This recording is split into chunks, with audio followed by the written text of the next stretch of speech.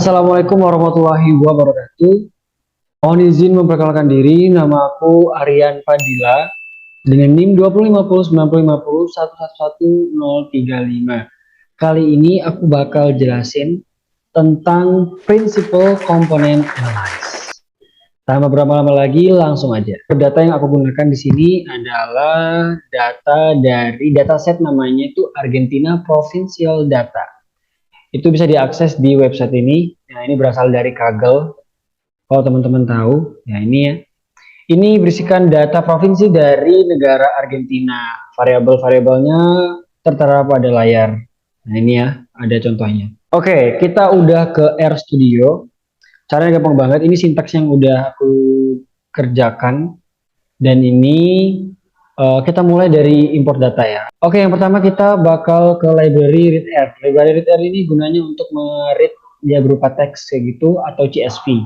Nah, biasanya kalau LSX atau yang Excel itu beda lagi. Itu pakai library read Excel, beda lagi. Jadi ini gunakan library read R. Nah, kita akan mendefinisikan data PCA itu sebagai fungsi dari read CSV. Dan ini letak dari file yang aku simpan di laptop aku. Nah, kita tinggal run aja. Run, dan ini view data PCA. Nah, ini tadi data yang udah tadi aku definisikan di awal. Ini begitu banyak ya. Di sini kita asumsikan bahwa GDP, di sini kita anggapnya GDP adalah sebagai Y. Jadi kita akan mengambil kolom illiterasi, poverty, deficiency infra, school dropout sampai ke variabel kolom doctors per cup. Nah, bagaimana caranya? Begini. Oke.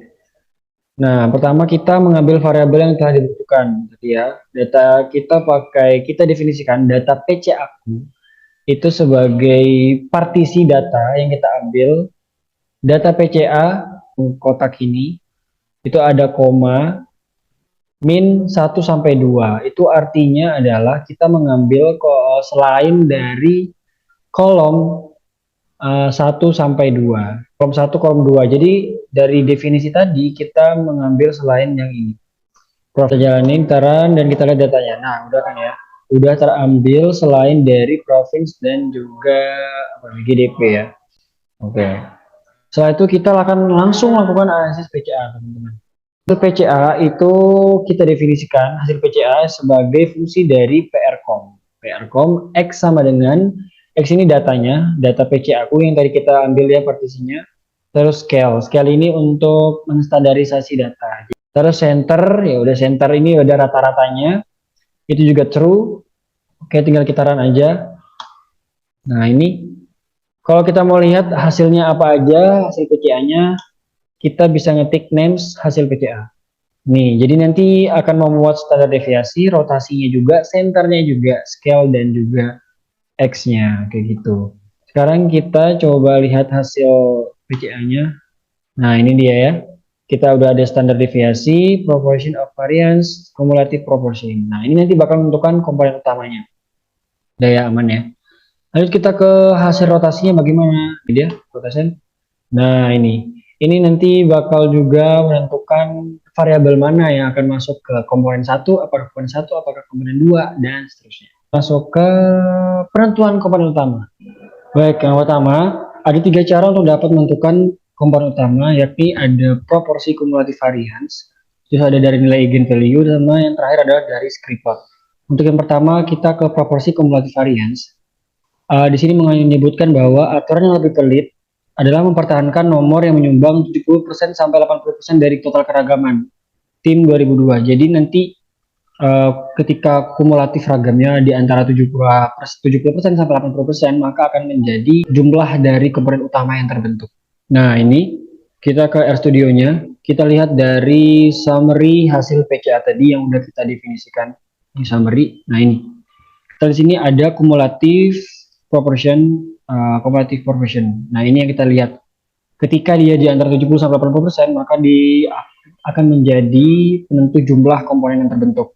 Nah, di sini kita lihat bahwa di PC1 0,4, di PC2 0,6, di PC3 0,72, dan di PC4 0,82.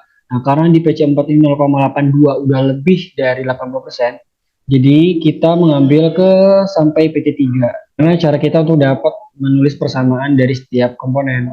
Caranya gampang banget. Ini kita lihat dari PC1 ya. Kalau di PC1 berarti nanti 0,42 iliterasi plus 0,41 poverty plus 0,32 division plus 0,29 school dan seterusnya sampai bawah.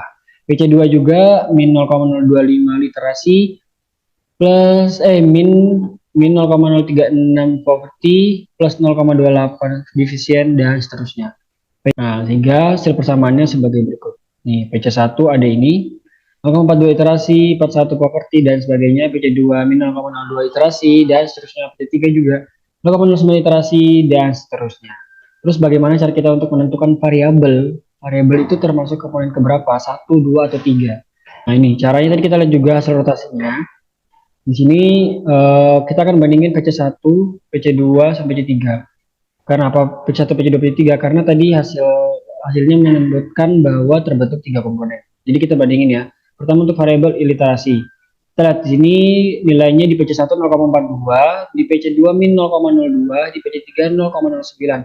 Karena yang lebih besar adalah di PC1 sehingga iliterasi bakal masuk ke komponen PC1 kayak gitu. Terus yang poverty juga sama 0,41, min 0,036 sama min 0,15. Karena yang lebih besar adalah di PC1 maka poverty masuk ke PC1, division, school dan lain sebagainya juga sama. Aku dapat simpulkan hasilnya adalah seperti ini. Nah, ini di PC1 ada iliterasi, poverty, division, infra, no healthcare. Terus di PC2 ada movie trade per cup. PC3 ada school dropout, birth, mortal, pop, doctor per cup. Nah, jadi seperti itu. Lanjut ke cara kedua, ini adalah nilai eigen. Nilai eigen ini mengatakan bahwa the criterion ragam lebih dari satu is often used in selecting components. Tim 2002. Jadi mengatakan bahwa ketika ragamnya itu atau nilai eigen value-nya itu lebih dari satu maka akan menyeleksi komponennya. Kita lihat nilai eigen value itu bisa kita dapat dari standar deviasinya, kita round-nya. Dan ini hasil PCA standar deviasi. Terus ini ini maksudnya 2 digit di belakang koma. Kita run aja. Nah ini. Terus hasilnya ini ya, hasilnya 2,08, 1,09, 1 dan lain sebagainya. Ini ternyata ada hanya 2 yang lewat dari 1. Kalau di pas di 1 nggak masuk ya. Nah, ini lebih dari 1 ada 2. Jadi komponen terbentuk adalah sebanyak 2. Oke, aku udah tulis di sini. Nah, karena komponen yang terbentuk adalah 2. PC1 sama PC2. Jadi persamaannya sama kayak tadi yang di atas, kita tulis semua 0,42, 0,41 dan lain sebagainya. Di PC2 juga sama, min 0,02, 0,36 dan sebagainya. Ada 2 aja yang kita ambil komponennya, jadi kita hanya bandingin 2. Jadi iliterasi, kita lihat variabel iliterasi, nah 0,42 sama min 0,02. Lebih besar 0,42, jadi iliterasi masuk ke komponen 1, ini sudah di sini ya. Jadi di PC1 tuh ada iliterasi, properti dan sebagainya. Di PC2 ada birth mortal, movie trace per cup, sama dokter per cup. Dan yang cara terakhir adalah script plot. Kalau script plot ini, the plot is graph that compares the estimate eigenvalue versus the number of components. Jadi juga menentukan berapa banyak komponen yang terbentuk ya. Kalau script plot tinggal kita jalankan, kita pakai function script plot. Hasil PCA ini data kita. Type ini, type graphnya ada L. NPCS ini ukurannya juga adalah 15. Ukuran grafiknya, visualisasinya. Terus main ini adalah nama judul dari grafiknya. Kita run aja ya. Nah ini udah terbentuk kan ya. Terus kita membuat, biar kita lebih mudah mengidentifikasinya, kita buat garis pembatas eigenvalue tadi 1. Nah ini F-line H sama dengan 1, warnanya biru, ukurannya 5. Terus legend ini kayak nambah informasi tambahan dalam grafik. Oke, kalau kita lihat dari grafik ini sendiri, nah yang lebih dari 1 itu ada 2 komponen. Jadi komponen terbentuk adalah 2 juga ya. Nah ini komponen terbentuk adalah 2, sama seperti yang cara eigenvalue lagi, persamaannya juga sama, hasilnya pun juga sama.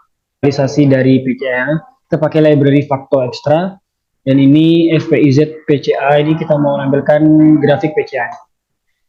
Plot ya. Nah ini dia visualisasi PCAB plot seperti ini.